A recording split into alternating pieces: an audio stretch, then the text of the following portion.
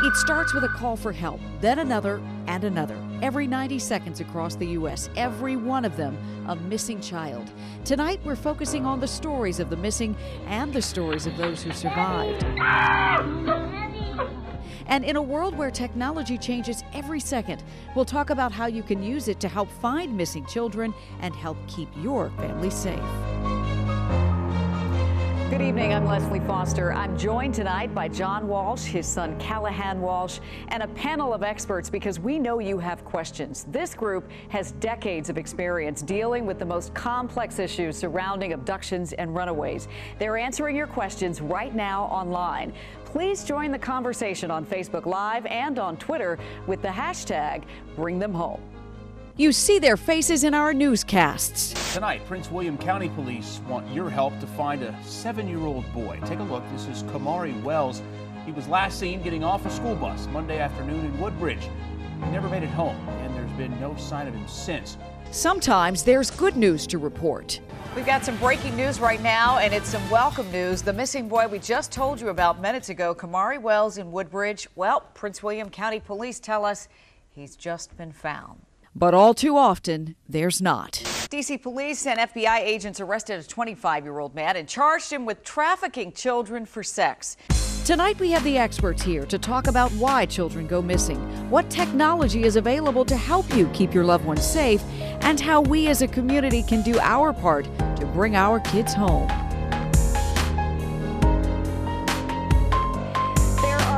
Greater advocates for the missing than John Walsh. He is the co-founder of the National Center for Missing and Exploited Children, a project that grew from unimaginable loss. John, thank you so much for being here. It's such an honor to host this program with you and, of course, with Callahan. Your life's work began with the loss of your son, Adam. Take us back to that day. It's been 36 years. Well, it was July 27th, 1981. I kissed Adam goodbye. He was 6.5 years old at the time, our only son. I was working on the project of my business career, so excited. Reve and I, that's my wife, we're still married after 45 years, still married. Wow. Had 3 children since then, but Adam was our first and only. And we had the American dream. We had the beautiful home in Little Hollywood, Florida, near Fort Lauderdale. I had 3 business partners. We were building that $26 million hotel, and I was the happiest guy around. And I kissed Adam goodbye that morning and never saw him again. So your wife took him to a Sears department store. She lets him go and take a look at some video games. She's browsing, and all of a sudden, chaos. Well, she was, I say she was the most dedicated mother. She wouldn't let Adam ride his bike on the street or sidewalk, only in the driveway. Brought him to private school every day, picked him up. And we called him the little gentleman. I had taken this little boy all over the world with me. I was traveled all the time. And she took him to the store that day. In 1981, video games were brand new. So 2 black boys, about 12, 13 years old, were playing 2 Argentine boys who barely spoke English. Adam was mesmerized by that, toy department in Sears, asked his mom, can I stay here and watch him? She said, I'm going, she wasn't browsing. She said, I'm going 3 aisles away. Okay. I'll see the top of your head. I'll be right back. Now, this is 1981. And little boys are trying to stretch out at 6.5 years old. 3 minutes, police estimate, she came back. She couldn't see the top of his head. She asked for help. In those days, Sears store paid personnel part-time, security people part-time. And there was a 17-year-old security guard, untrained that day, who in that 3-minute period came upon the boys arguing and said, you black boys out this door, you white boys out this door. When Reve came back, they refused to tell her that they had ordered Adam out of the store because they thought that there would be lawsuit problems or whatever. The Hollywood police never found, we never knew that for 27 years. So Reve went, and they would not even announce Adam over the store intercom. They went, he's around somewhere, he'll find him. That's how bad it was in '81. I raced up from my office in Miami. Again, Hollywood is in Fort Lauderdale. It took 45 minutes for a black and white uniformed policeman to get there. There were no cell phones in those days. And the police station was across the street. So they didn't take missing children very serious. And when I arrived, Reve was very, so upset. Had she had been to the payphone 100 times, been out to the car, been inside. And I asked the cop, well, where's the SWAT team? Where are you looking for this boy? There wasn't anybody. And he looked at me and he said, hey, cowboy, slow down here. Don't like your attitude. You know, most kids walk home or they run away. I went, this is a 6.5-year-old boy. And how could you be so arrogant as to believe that this little boy knows his way home? We live 5 miles from here. He's never walked anywhere in his life. I want a detective here. I want to talk to your boss. I'm a member of this community. I support law enforcement. I know the mayor. You should be looking for this boy. Where the hell is the cavalry? I realized from day one they weren't doing the job. They had never had a missing child case. Nobody was helping us. Myself and one of my partners from Texas went and never left that police department for 2 weeks. We stayed in and out of there, went home to shower, set up our own phone tap on our phone in case somebody called the house. It was a nightmare, that search. It was a nightmare, that search, and sadly we know there was a tragic way that Adam's life ended. But since that time, so much has changed. And now, if a child is reported missing, in many cases, there is an instantaneous reaction. And there wasn't back then. There were cops who said, well, depending on the age of the kid, we're going to wait 24 hours. If it's over a certain age, we're going to wait 48 hours. The first 4 hours are crucial. We didn't really start searching for him until that night where my partners went and got cash.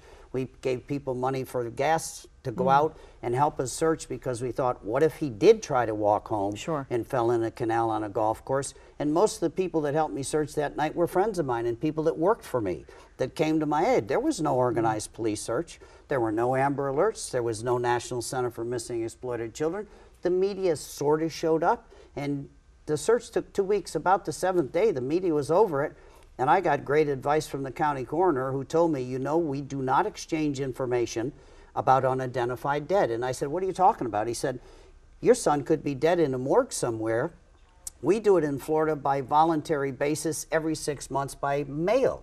He said, you know, is your son in the NCIC? And I said, what the hell is that? And he said, the National Crime Information Computer.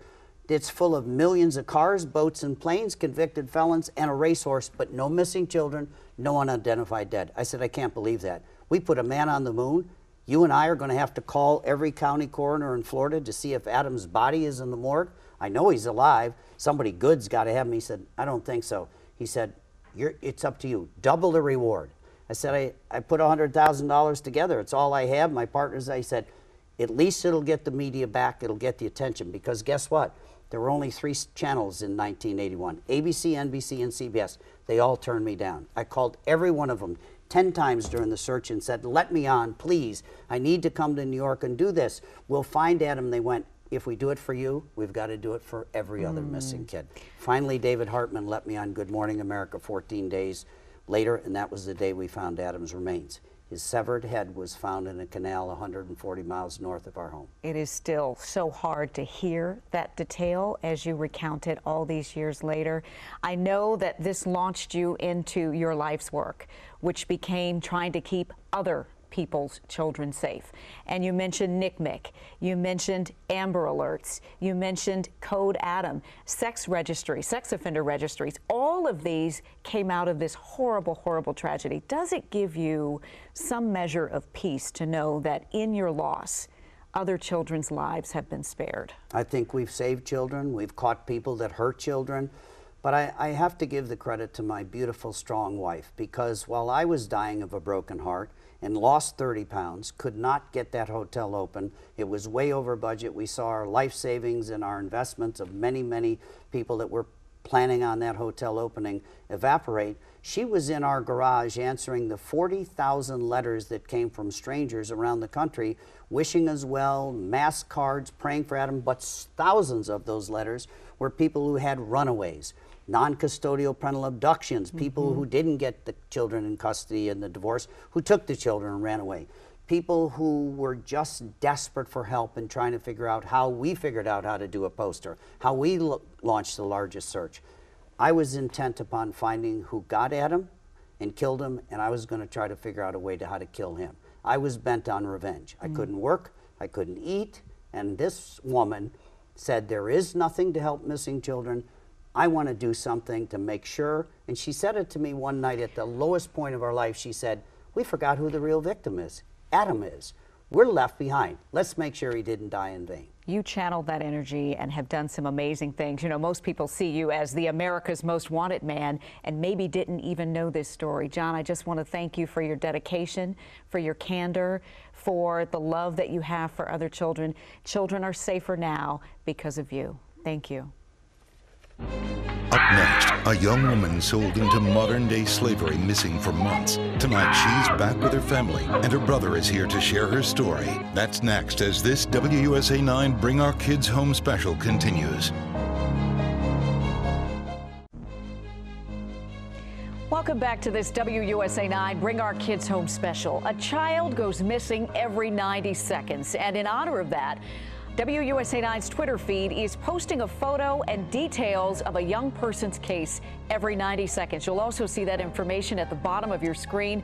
Help us bring them home by sharing our posts. You know, sometimes the pain of a missing loved one gives way to heart-soaring relief when they come home safe and sound.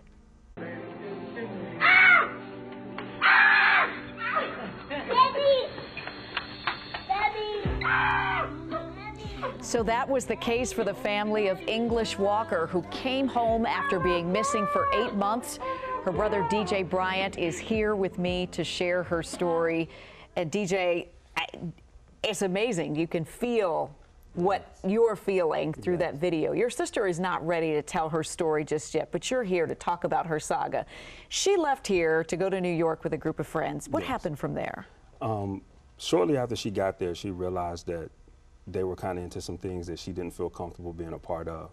And she was trying to get her way home. The moment she expressed to them that she wanted to come home was when the guy who was kind of in charge of all of this turned tables on her, immediately kind of got violent, and basically he took her car, her keys, all of her identification, and told her that she wasn't leaving. Yeah, at that point, she didn't really know what she could do. She tried to reach home one time. She actually called 911 at one point as well, but they could not find her because he took the phone from her before she could give them a location. You said she also tried to reach out for help to a New York City beat cop. Yes. She said, I need help, and the beat cop told her she had to go someplace else. Yes, actually 3 separate times. She went to the police 3 separate times on the street and told them she needed help, and each time they told her to go to the precinct. At this point, she didn't even know where she was. She was drugged. Yeah, she was drugged and she was beaten. And so at some point, she kind of lost memory. They would tell her she was in different places. She thought she was in Chicago at one point. So she just didn't know where she was. So she couldn't find a precinct at that point. And they just kept telling her to go away. You were a determined family. Yes. You wanted answers. When you couldn't get any on your own, you turned to the Black and Missing Foundation. Yes, yes. Derica Wilson and her organization actually were a really big help. They kind of coached us on what we needed to say, the language we needed to use, and who we needed to reach out to. And because of that, we were able to get in touch with the proper people that kind of put fire under some of the New York Police Department personnel, and they kind of helped with pushing our case a little forward. Was it disheartening for you that it took another organization to help you engage with the very people that you were talking with about your sister? Very, very disheartening, and even more so for my sister, because she completely has lost faith in law enforcement at that point. To be turned away, and then from our avenue and seeing that we tried to reach out and get help and they turned us away as well, it was kind of frustrating at the same time. You know. So your story has a happy ending. Yes. We just saw that video of the reunion. I mean, what was it like to be able to put your arms around your sister after 8 months? It kind of felt like an out-of-body experience, you know, just to kind of see her and just to hold her. And, you know, you could tell when I first embraced her, she was just tired. You know, she kind of collapsed in my arms, and I just held her and just told her, we got you, you're home now. And at that point, I knew that she felt okay, but, you know, she just kept crying. And I was like, you know, you're home. But it was still a great feeling just to see her face. And when her children saw her and the way that they felt and how happy they were, it was overwhelming, actually. How many children? How She old has are they? 4 children. She has 4 children. Yes, so they were without their mom for 8 months. Yes. How is she now? She's definitely happy to be home. She's still dealing with a lot of the after effects of things that happened to her. She was beaten and drugged so much that she still suffers from like memory loss at times. Part of why she couldn't come is because she can't remember the story in pieces. She remembers it in pieces. Okay. So we had to kind of piece things together, and so she's not quite ready to completely tell it, but she wants people